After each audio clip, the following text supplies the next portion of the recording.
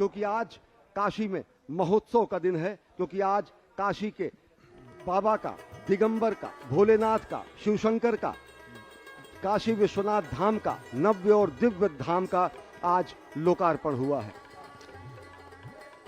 And as people continue to gather to be a part of this exceptional celebration, you see Ganga Aarti in progress.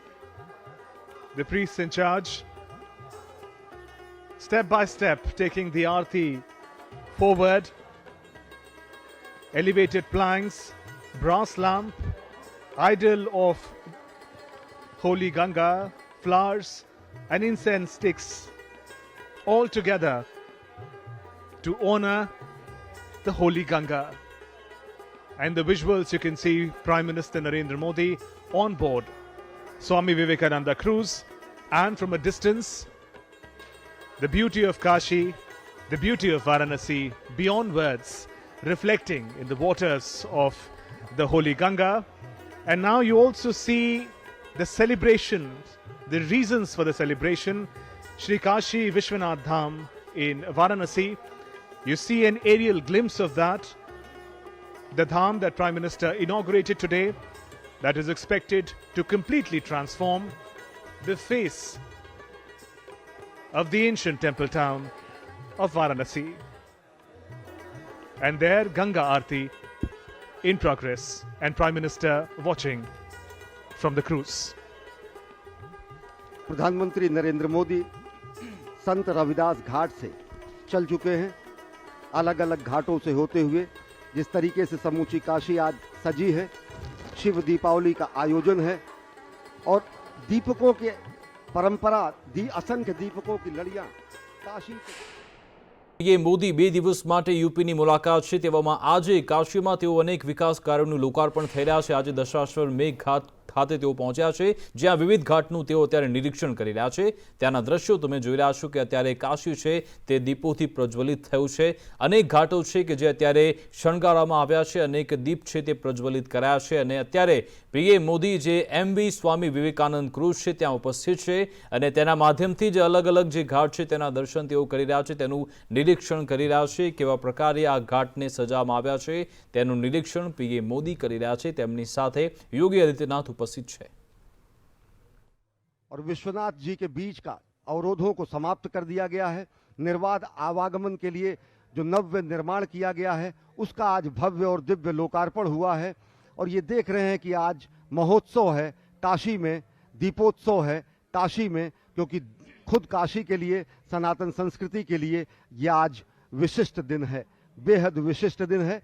और यहाँ से प्रधानमंत्री नरेंद्र मोदी रविदास घाट से होते हुए आगे 80 घाट, तुलसी घाट, अन्य घाटों को पार करते करते धीरे धीरे अब आगे बढ़ रहे हैं और देख रहे हैं जो ये नयनाभिराम दृश्य है, ये युगों युगों तक ये कालखंड के कपाल पर, काल के कपाल पर अमिट हस्ताक्षर जैसा रहेगा। और ये आज का दिन सनातन संस्कृति में सांस्कृतिक उत्कर्ष के संक्रांति के दिन के रूप में दर्ज होगा। अजय। देखिए रश्मि, बहुत सारे लोग इस सवाल को अपने मन में इस वक्त रख करके अपने आप से पूछ रहे होंगे कि ये कार्यक्रम हो क्यों रहा है। गंगा के तीर पर, गंगा के तट पर यह कार्यक्रम की आवश्यकता क्या है। इस भव्य काशी, नव्य काशी के उत्सव में ये संकल्प क्यों लिया गया कि हम 3 दिनों तक भगवान का आवाहन करेंगे।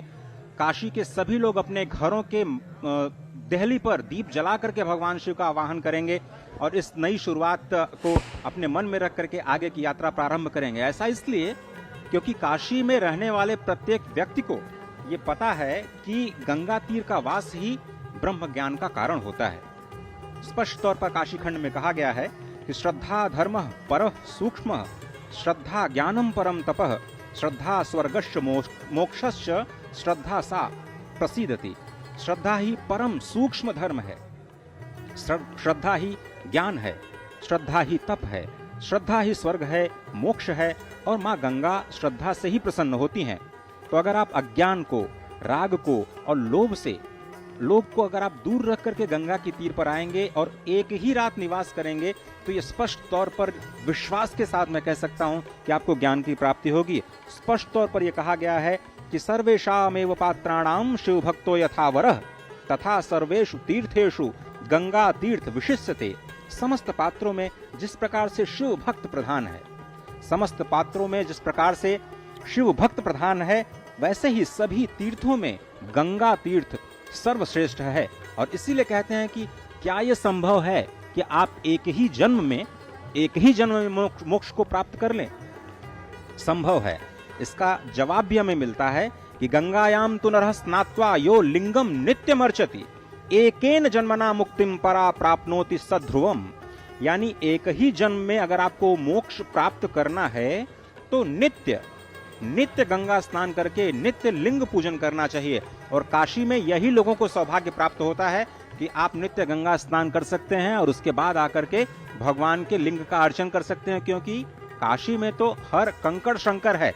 और इसीलिए यहाँ पर रात्रि निवास करना, यहाँ पर रात्रि में देवार्चन करना, दीप दान करना और साथ ही साथ ये गंगा आरती करना अपने आप में एक बहुत ही बढ़िया, बहुत ही बड़ा आध्यात्मिक अनुभव है जो आपको स्वयं अनुभव करना होगा। And you're witnessing the celebration of Deepotsav as it proceeds, and Prime Minister Narendra Modi on board Swami Vivekananda cruise looks on the beautiful silhouette of the glittering ghats of Kashi. Prime Minister Narendra Modi, as he represents the temple town,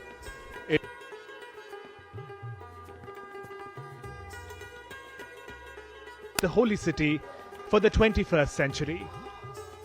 Series of development programs and projects have been organized, but at the heart of it, Kashi remains a spiritual center for the people of the country, and that light of spirituality at this moment reflected in the Ganga Arati that you're witnessing on your screens.